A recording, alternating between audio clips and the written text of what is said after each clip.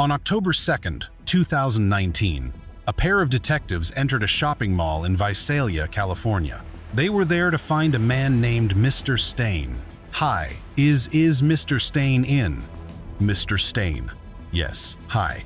Hi, Mr. Stain. My name is Vince Zavala. Hi, Bob. The man was 52-year-old Nikki Dwayne Stain, manager of a local cheesesteak restaurant. For more than 2 decades, Stain had been concealing a terrible part of his past. He was not, however, the only one withholding information. Upon hearing the detectives introduce themselves, Stain understood that a past he had carefully buried had finally resurfaced. We're doing some grunt work here. We're looking into a matter that happened a while ago. Take 5 minutes. That's fine. With a hidden camera covertly recording, Detective Zavala sat down and presented Stain with an old photograph of a young woman. Have you ever seen that girl? No. You don't know her? Okay. You've never committed any violence against her? No. I don't mean anything. Well, I don't say I don't know her, so I wouldn't know how to. Yeah. So, have you never committed violence against anybody? No. No violence against anybody. Her name was Debbie Dorian. She was found murdered. You didn't kill her, did you? No. No. Stain maintained his denial of any involvement in the murder. His composure, however, faltered when detectives requested a DNA sample. We've been asking everybody we talked to if they would voluntarily give us an oral swab to compare to evidence that's at this scene. But if you haven't been there, it's just kind of a mundane sounds like, it sounds like, I don't know. That sounds like I don't know if I want to do that. His reluctance to cooperate was clear. The detectives concluded their questioning, and Stain politely walked them to the exit. He continued a casual conversation for a few moments more, even wishing them success with their investigation. Yeah, I hope you find him. I hope we do catch the guy, and thank you. Have a good day. But the investigators were holding back one final piece of information. The entire building was already surrounded by officers. 267 to the arrest team. Stand by. Nick is staying. Put your hands behind your back. Turn around, man. As he was placed in handcuffs, Stain feigned complete confusion before being secured in the back of a police cruiser. Months before this arrest, authorities in Fresno and Tulare counties had reopened the murder case of 22-year-old Debbie Dorian. It had remained a cold case for 23 years. Go ahead, ma'am. My husband just called and went to his daughter's apartment. She didn't show, and he found her dead in her apartment. Okay, tell me what your daughter's name is. Her name is Deborah Dorian. Debbie Dorian was a Fresno State student. Family and neighbors described a hard-working young woman who planned to specialize in audiology. According to official reports, Debbie's father had discovered her body in her bedroom earlier that morning. She was positioned face up. Her mouth and nose had been sealed with gray-colored tape, which had prevented her from breathing. Using the perpetrator's DNA, recovered from the scene, investigators began to construct a family tree. Through a meticulous process of genealogical elimination, they were eventually able to isolate the exact individual to whom the DNA belonged. This evidence pointed to Nick, a 52-year-old divorced father of 2 and a long-term Visalia resident. After he was transported to the police department, they began an interview, hoping to elicit a confession and expose the predator they believed was hiding in plain sight. However, before they could raise the subject of Debbie Dorian, Stain caught them completely by surprise, confessing to a different series of horrific crimes. Nick, do you know why you're here today? Yeah, I do know why I'm here. I know I've done a couple things that here in Visalia that I shouldn't have done. So, when you say couple things in Visalia, what are the couple things that you're talking about? Oh, there's a couple times that I approach women that out on the street that they know and stuff and coerce them into having some final, and so those are things I shouldn't have done against their will. Yes. The investigators retrieved reports for unsolved assaults they suspected matched Stain's admission, reading them to him one by one to corroborate his confession. Suspect pulled sweatshirt over his face and then placed handgun in her side. He escorted the victim and concealed their location behind some bushes. That mine happened. I think that one happened. She was standing alone, waiting to catch a bus. Suspect approached victim. Suspect told the victim not to run or he would kill her. I say that sounds like me, but I don't think that was me. Stain took responsibility for 4 separate assaults. He showed no discernible remorse. Do you recall what you wore during those? I recall wearing a hoodie or something. When questioned about his motive for such violent acts, he claimed that past trauma had set him on a destructive path. So, I kind of had some clear throat bad things that go on in my life. And I can say that I've had a problem with I guess if you have my phone, you'll be able to see that because it has 400 videos on it of probably 100 different women. This compulsion fostered a strange lifestyle, one in which every action revolved around gaining attention from women. His digital footprint made this evident. Detectives located a secret social media profile under the alias Nick Steele. In it, he posed as the chairman of a Fortune 500 company who lived an extravagant life of parties and women. Stain would often invite these women to his home and direct them to his bedroom, a space he had transformed into what could be described as a playroom. I had saw pictures of those types of rooms, dark rooms, on the internet. I said I wanted to paint it that way. Now, everybody who sees it as Stain admitted these women were primarily escorts.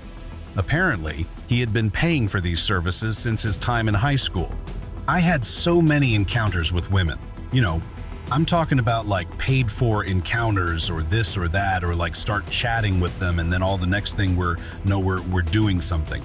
To be clear, I don't believe there's anything wrong with hiring an escort or having a sugar baby or any similar arrangement. For the past 2 years, I've been a single man, and it seems that the only women who show me any real interest are the younger ones. After detailing his promiscuous activities for detectives, he turned to the primary subject of the interview. The investigators present before my arrest brought up a case that I found interesting, a case that, frankly, is shocking to me. This was despite Nick's initial assertion that he did not know who Debbie was. Have you ever seen that girl? Nope, you don't know her?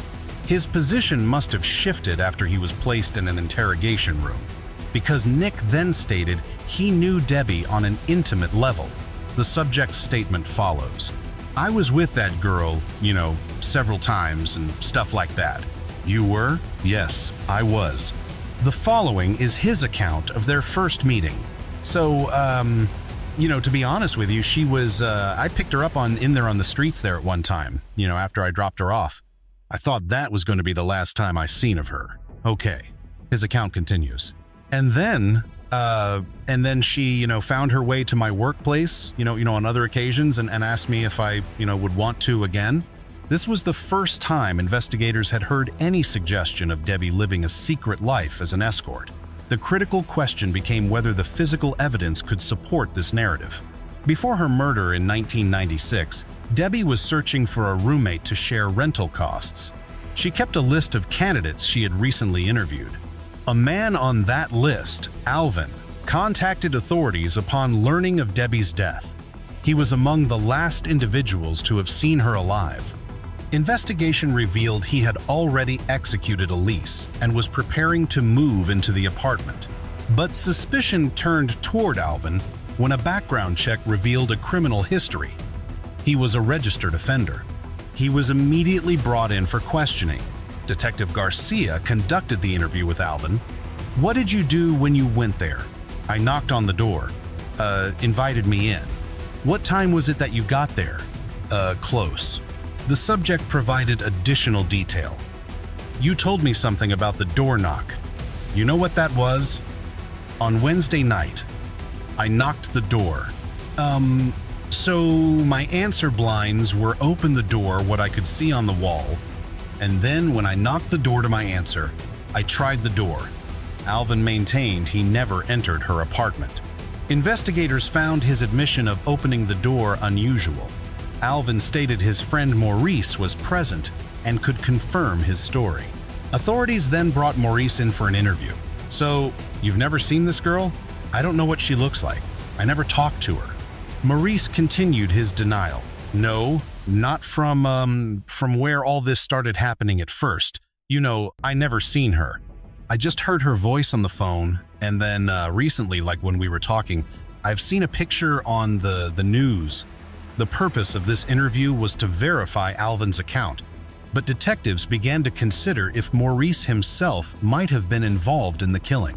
Debbie had been found with her hands and feet bound. They asked him about his experience with tying someone up.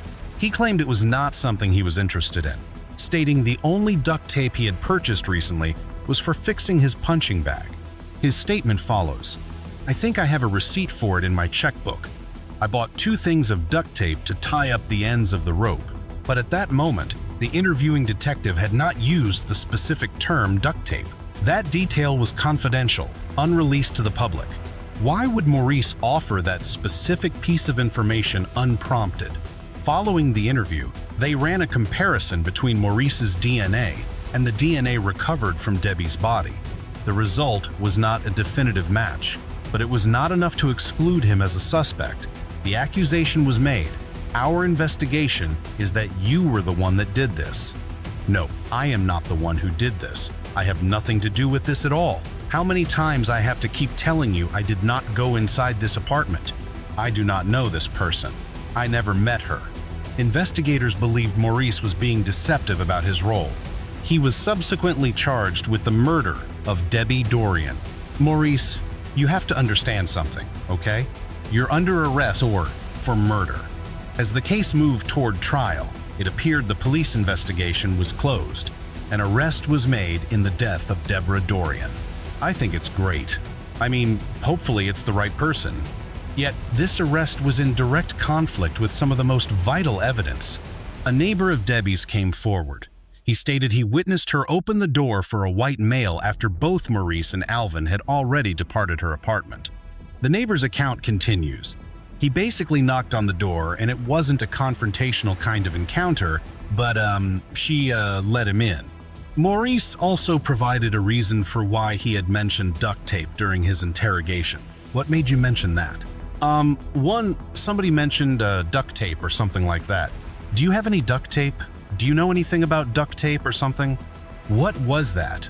That was Clear's throat when I first came to the question. This claim was never corroborated by law enforcement. Investigators also tested the duct tape from his residence and confirmed it was not the same type used on the victim. All of this unfolded less than 1 year after the O.J. Simpson trial, a case where DNA evidence was central to the public consciousness. The pressure on law enforcement to ensure accuracy in their DNA testing was immense. Authorities felt compelled to retest Maurice's DNA. This time, the results were able to definitively rule him out. The charges against him were dismissed. He was free. Maurice Dixon walked into court shackled at the hands and feet. He had been in custody for a little more than 2 weeks. Tonight, he is free, and the investigation into the Debbie Dorian murder case returned to square one. A statement was given upon his release. Right now, we don't want to comment anything at this time. We're just happy that he's being released. While this was a relief for Maurice and his family, everyone understood what it signified for Debbie's loved ones and the wider community. We know that there is someone out there that have committed this crime, and basically the city is afraid again.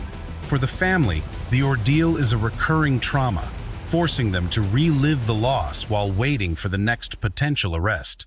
Every time something like this happens, it's like pulling a scab off a wound. Our future's been taken away. We will not see a wedding. We will not see grandchildren. She will not get to have a life. The one thing we can do, and the one thing we strive to do, is to get the person who did this. In the 6 years that followed, Debbie's killer operated across Fresno and Tulare County, continuing a campaign of terror. The DNA evidence from Debbie's body provided a critical link, connecting her case to at least 8 other assaults between 1996 and 2002. We feel he's a predator. You never know when he's going to get the urge to hit again. You never know if he's going to escalate or if he's going to go back to something else. He can strike at any time. There is some very evil, demented predator out there. During this period, investigators possessed only one substantive lead: a name on Debbie's list of prospective roommates, Nick. Yet the identity of this individual would remain a mystery to law enforcement until 2019. I did wrong, okay. And even the things that I did back, here in Visalia, those things were haunting me forever by the thing in Fresno there. I didn't know that went down. I didn't know that happened. I didn't feel remorse for that or anything like that or anything because I didn't know that it happened. Nick denied any role in Debbie's murder, insisting that all of his intimate encounters with her had been consensual. For detectives, however, his assertions of innocence carried little credibility. He was charged with the 4 assaults he admitted to, and for the first-degree murder of Debbie Dorian. His fingerprints and DNA were collected for evidence, and he was booked into the Tulare County Jail. Nikki Dwayne Stain is the primary suspect in the rape and murder of Debbie Dorian. Nikki Stain is every woman's nightmare. He appears to be a regular person, and he is a predator. I don't know if Debbie's family will ever have closure. Our hope is at the very least we have provided answers to the family, and the person responsible for these unimaginable crimes will finally feel the total weight of our Justice Department. Thank you. At his arraignment hearing, Nick entered a plea of not guilty to all charges against him. The prosecution then began preparing for a preliminary hearing, where a judge would rule if there was sufficient cause for the case to proceed to a full trial. While incarcerated during this phase, Nick made several notable phone calls to his friends and family. This call is from a correction facility and is subject to monitoring and recording. "Can you hear me, Nate?" "Yeah, I can hear you." "You know what? Those hurting people and things like that was in my past, I know I need to get punished for it. I just know that I'll be here the rest of my life." The confession appeared direct, leaving little to interpretation. Yet his friends seemed unable to comprehend what was being said. But you're innocent until you're proven guilty. In my book, you know what you did. We don't. We're going to say that you're innocent until they proved otherwise. My opinion, it's the way America works. Hello, Mom. Are you innocent of any of those crimes? No, not really, Mom. I was involved in all of them. I'm guilty. I did some bad things. I'm not trying to kind of hide them, I'm ashamed of them, but they're there now, so it's just quit running from it. Just take it. For prosecutors, these calls were a breakthrough. They would become a focal point of Nick's preliminary hearing on November 28th, 2023. Testimony recalled him stating that 20 years ago he had done bad things and hurt people, and that he needed to pay for his actions. She said that he had been struggling with demons all his life, and he said, "I can't say I don't deserve what's coming to me, because I do." The hearing proceeded with the remainder of the evidence, including his interrogation tapes, the DNA results, and Debbie's list of roommate candidates.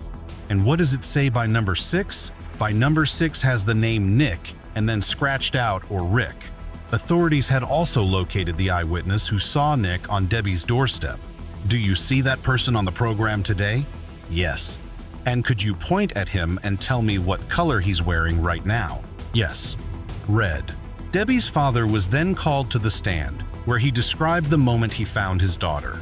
It was so shocking to me that I knew I had to maintain composure somewhat and not just fall apart. The most compelling testimony for the prosecution came from one of Nick's first known assault victims. To protect her identity, that victim's testimony was not recorded. Identified in court as Jane Doe number 1, she has since revealed her name is Beth, hoping to empower other survivors. For decades, Central California has known her only as Jane Doe number 1, a victim. But she is a survivor, one of several women Nikki Stain assaulted after he killed Debbie Dorian in 1996. And I stayed quiet. I didn't know the words to express without crying. The court proceedings were slow, forcing her to relive her pain. She has found a measure of comfort in a therapy dog. Dogs are so calming. Even with a mountain of evidence against them, Nick's defense team argued that he never offered an explicit confession to Debbie's murder, not even within the jailhouse phone calls. They suggested a parallel to the case of Maurice Dixon, On the stand, a Fresno County detective would not concede that Dixon's arrest was a mistake. So, that's a mistake. I'm not going to say it's a mistake. You refuse to say that arresting the wrong man on faulty lab work is a mistake. Did you get the wrong? He was eventually cleared. Yeah. So, he was the wrong guy. The exchange reinforced the defense's narrative that the county would pursue a conviction by any means necessary, regardless of faulty evidence or the accused's actual guilt. The defense's arguments to dismiss the charges were ultimately rejected. The judge ruled the state had presented sufficient evidence for the case to proceed to a jury trial. The defendant is held to answer on all counts and charges. The prosecution then announced its intention to seek the death penalty. Nick's trial was scheduled for early 2026, but in March of 2025, a complication emerged. Nick's defense counsel, Jane Bulgar, advised the Supreme Court that she would withdraw from his case without an increase in compensation. The narrator's voice added, "And that is not lightly done. He needs to have effective counsel, and effective counsel needs to be able to work so many hours and days. In 5 years, I've been paid $43,000 for a death penalty case." Were Bulgar to withdraw, the county would be forced to appoint new counsel for Stain, a move that would guarantee additional years of delay. It would take 3 years to go through everything. Debbie's family, however, would be spared that protracted wait. 2 months later, on May 15, 2025, Nick unexpectedly pleaded guilty to all charges. First-degree murder. Guilty. Sexual battery by restraint. Guilty or no contest. Guilty, sir. He pleaded guilty not just to avoid the death penalty, but to be accountable and also for the families not to have to go through a trial. While Nick's defense team framed the plea as an admission of accountability, the circumstances suggested another motive entirely. In the initial plea negotiations, his attorney had offered a specific arrangement, a guilty plea for Debbie's murder, contingent upon the dismissal of all assault charges. The prosecution refused the terms. In the end, Nick consented to plead guilty to all counts, on the condition that he be shielded from the death penalty. Debbie's family understood the decision was one of pure self-preservation, but they were nonetheless relieved that her killer was finally going to be imprisoned. He admitted to what he did, and we don't have to prove it or argue it or debate it. It's done. The question remained of what Dorian herself would think. She's going, "Yahoo, Mom. Yeah. The sentencing hearing for Nick was held on June 12, 2025. Before the sentence was pronounced, several individuals were given the opportunity to deliver victim impact statements, beginning with Jane Doe number 1, also known as Beth. "My life changed forever that day. I tried moving on. I have tried to forget to be every man with him. I was always scared having these thoughts in my head and flashbacks at night, saying over and over again in my head. I didn't care about my future. As far as I know it, I didn't have one." Debbie's mother then came to the podium. She spoke of the years of pain and grief she had been forced to carry. "I have suffered days, months, and years of pain, 29 Christmases, and almost 29 birthdays. The first thing you think of when you wake up is, Deb is dead. How do you live when the joy of your life has been extinguished?" She then read from a passage she had written, adopting Debbie's perspective. "Adrenaline flooded my body. I screamed and screamed, but he didn't stop. He wrapped my head in duct tape, covering my mouth. I couldn't breathe. Everything went dark. I knew my life was over.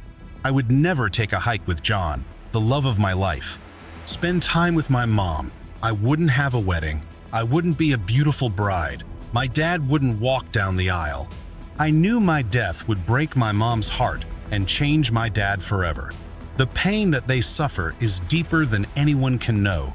Amid the tragic details, she concluded her statement on a note of enduring strength. "Though he took my precious Deb, he did not take my soul. I am wiser and stronger than ever from having to go through this ordeal. He has the rest of his life to pay for what he did, and he will pay for his evil actions." In the end, Nikki Dwayne Stain was sentenced to life in prison without the possibility of parole. At this point, sir, You are a man in the custody county sheriff to begin serving your time. He is currently incarcerated at the California Medical Facility in Vacaville. He will remain there under the watch of the California Department of Corrections for the remainder of his life. You know, I planted a tree the Christmas after Deborah was killed, and that tree is 50 feet tall and 3 feet around. That's a long time to grow. It reminds me of how long it's been that we've been working on this case. After decades of pain, perseverance, and unwavering determination, an outcome was reached. A measure of justice had been served for Debbie Dorian, for her family, and for the other survivors of Nikki Stain's violence. Well, I tell her I love her every day, so I think she knows. And, you know, you miss seeing her wedding, you miss seeing the holidays, you miss what did she grow up, what would she look like? You know, she was a feisty, wonderful person. You knew when Deb came in the room, she was beautiful. And, yeah, that's just the way she was. Yep. Though he took her, he did not take my soul. This is the story you already know, but now you know how it ended. Debbie Dorian's mother stood before a courtroom on June 12, 2025, and spoke words no parent should ever have to speak. She described 29 Christmases without her daughter, 29 birthdays swallowed by grief, waking up every single morning with the same first thought: Deb is dead. Then she read aloud, in Debbie's own imagined voice, the final moments of her daughter's life, the fear, the darkness, the things Debbie would never get to experience: a wedding, a hike with the man she loved, her father walking her down the aisle. The room was silent. And then this mother, who had carried unbearable weight for nearly 3 decades, lifted her chin and delivered the most powerful sentence in that entire courtroom. Though he took my precious Deb, he did not take my soul. That is what true resilience sounds like. Nikki Dwayne Stain will spend the rest of his life behind bars every single day. A consequence every breath. A payment for what he stole. Meanwhile, Debbie's family planted a tree the Christmas after she was killed. Today, it stands 50 feet tall, a living monument to time, to love, to refusal. Justice doesn't always come fast, but when a mother's love is the force driving it forward, it always comes. Tell her you love her every day, because she needs to know.